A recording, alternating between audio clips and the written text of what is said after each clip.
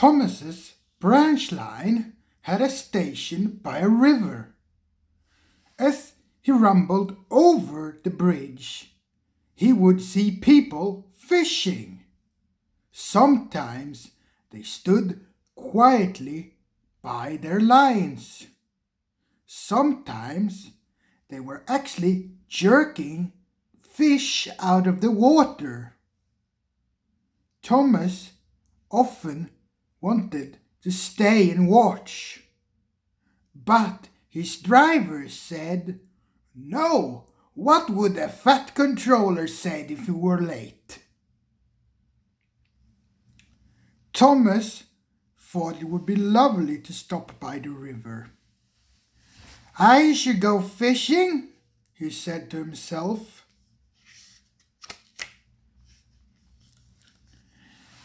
Every time he met another engine, he would say, "I want to fish." They answered, "Engines don't go fishing." "Silly sticks in the muds," he would snort impatiently. Thomas generally had to take water at the station by the river.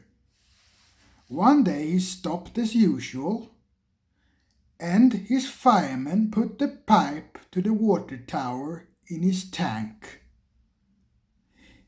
Then he turned the tap, but it was out of order, and no water came.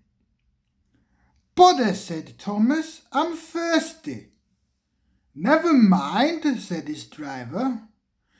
"We'll get some water from the river."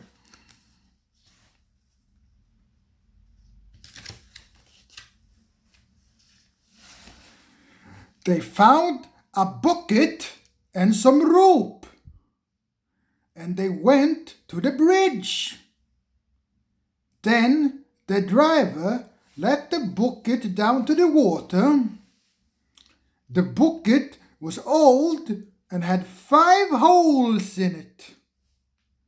So they had to fill it, pull it up, and empty it into Thomas's tank as quickly as they could. "There is a hole in my bucket, dear Liza, sang the fireman. "Never mind about Liza," said the driver. "You empty that bucket before you spill water all over me."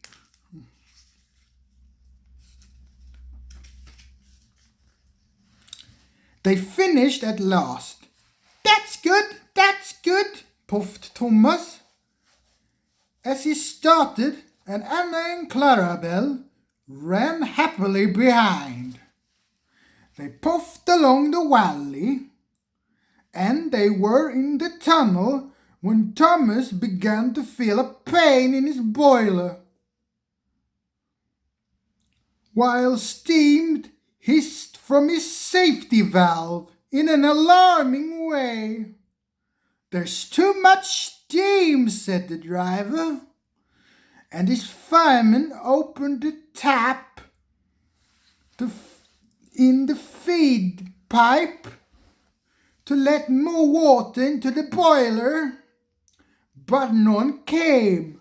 "Oh dear," groaned Thomas, I'm going to burst.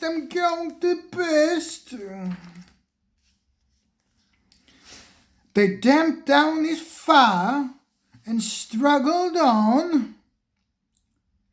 I'm in such pain, Thomas hissed.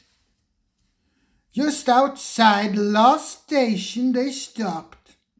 Uncoupled Annie and Clarabelle and ran Thomas, who was still hissing, fit to burst, onto a siding right out of the way.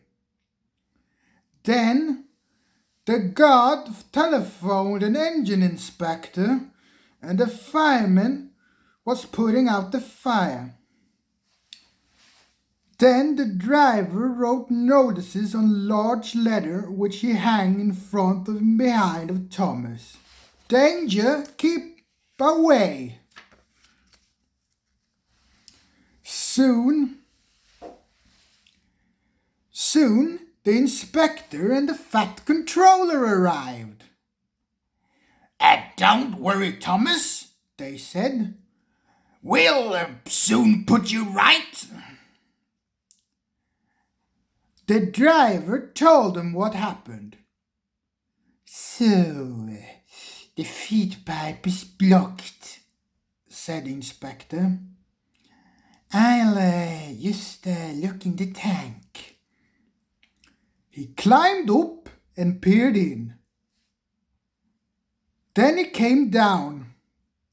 Excuse me, sir, he said to the fat controller. Please look in the tank and tell me what you see. Certainly, Inspector. He climbed up. He looked in and nearly fell off in surprise. Inspector, he whispered. Can you see fish?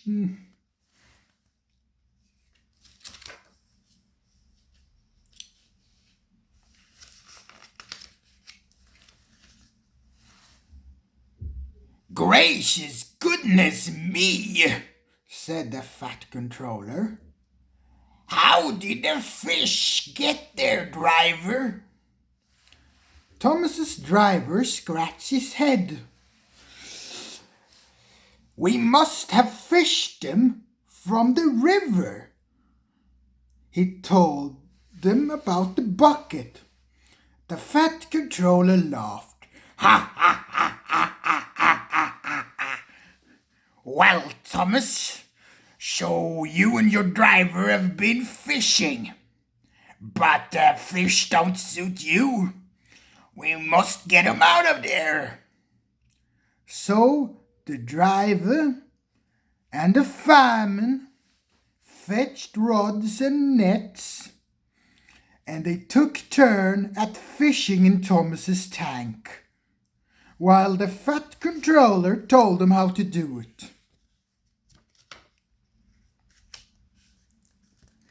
When they had caught all the fish, the station master gave them some potatoes. And the driver borrowed a frying pan, while the driver made a fire beside the line and they did the cooking. They all had a lovely picnic supper of fish and chips. That was good, said the fat controller as he finished his share. But fish don't suit you, Thomas. You mustn't do that again. No, sir, I won't, said Thomas sadly. Engines don't go fishing. It's too uncomfortable.